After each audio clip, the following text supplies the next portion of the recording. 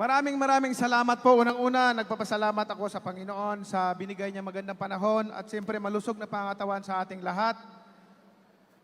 Maraming salamat sa inyong mainit na pagtanggap sa amin ngayong araw na ito. Pilipinas kung mahal. Ang tanong ko po, Pilipinas kung mahal, nasaan ka na ngayon?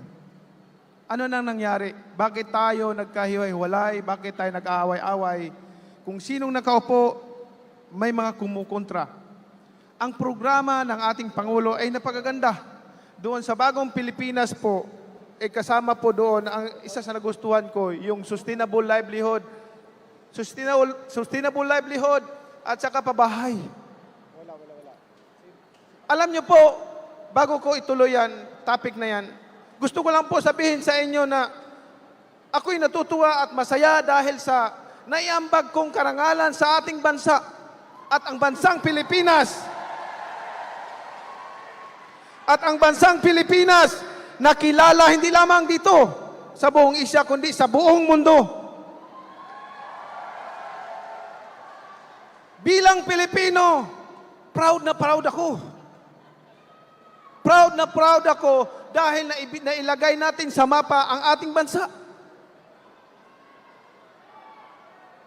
At ang nais ko sana na tayong lahat nagkakaisa para sa isang pangarap. Isang pangarap na umasinso ang bawat Pilipino, ang bawat pamilya.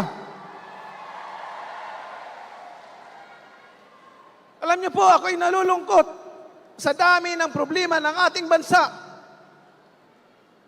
Maraming mga Pilipino na parami ang walang trabaho, maraming nagugutom. Ako man po nakaranas ng paggutom. Galing po ako sa pinakamahirap na pamilya, natutulog po ako sa kalye. Ayan, marami pa ako mga kasama dyan na buhay pa. Saksi sila na ako natutulog sa kalye. Ang sapin ko, karton lang. Naranasan ko po yun, kaya ganun na lang ang aking concern sa ating mga kababayan na naghihirap. Naranasan po namin na hindi makakain ng pagkain sa isang araw. Tubig lang inumin namin para makasurvive. At yung moment na yan, hindi ko makalimutan sa buong buhay ko. Habang ako'y nabubuhay, talagang tumutusok sa puso ko at naalala ko palagi tuwing may nakikita akong mahirap. May isang pagkakataon po kasi nangyari sa buhay namin. Alauna imedya ng hapon, ang kapatid ko, ngayon gobernador na po siya, asawa ng Panginoon. Gobernador po siya ng Sarangani. 5 years old pa lang po yon. At umiiyak na alauna imedya ng hapon. Walang almusal, walang pananghalian. Humihingi ng pagkain, mama, pagkain, gutom ako. Kami, gutom na rin kami. Pero ang sabi ng mama namin, ni Mami D, mga anak, ano magagawa ko? Wala akong pera pambili ng pagkain. Uminom lang muna kayo ng tubig. Baka mamayang gabi makahanap din ng pagkain. Yang moment na yan, na hindi ko makalimutan, habang ako'y nabubuhay at tuwing may nakikita akong mahirap dito sa ating bansa, tinutusok yung puso ko. Gusto ko silang tulungan. Gusto kong paunlarin ang bansa natin. At ayaw na ayaw ko yung ayaw ko na maiiwanan sila. Kasi at the end of the day, mga kababayan ko, kahit ano man kalaki ng pera mo, kahit ano pa kalawak ng lupain mo, kahit ano karami, kayaman mo dito sa lupain, sa lupain, sa atong mundo. Pag tayo'y namatay, lilipas din tayo at iba na rin nagmamay-ari niyan. Yan po ang reality. Yan po ang reality na pag tayo nawala na, lilipas din tayo at iba na rin nagmamay-ari na hindi na tayo nagmamay-ari niyan.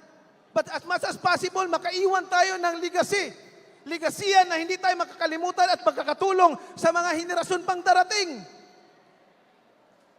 Yun po ang panawagan ko sa buong sambayan ng Pilipino na magkaisa tayo sa isang advokasya, sa isang adhikain na tayong mga Pilipino ay umunlad at umasinso. Katulad ng mga karatig bansa natin na dati sa atin nagtatrabaho. Dumadayo tayo tinitingala. Ngayon, tayo ang pumupunta at nagtatrabaho sa kanila. Bayan, gumising tayo. Gumising tayo, huwag tayo magpapadala sa ating emotion. Kailangan isipin natin yung kinabukasan natin, kinabukasan ng mga susunod pang henerasyon. Kaya ang importante sa lahat, yung legacy na iiwanan mo. Yun ang maalala mo. Yun ang maalala ng taong bayan ng mga susunod pang henerasyon pag ikaw ay may legasya na iiwanan sa ating bayan. At yan ay sisiguraduhin ko yung mga mahihirap na tao maproteksyonan at magkaroon ng sustainable livelihood. Maraming salamat po at magandang hapon sa ating lahat.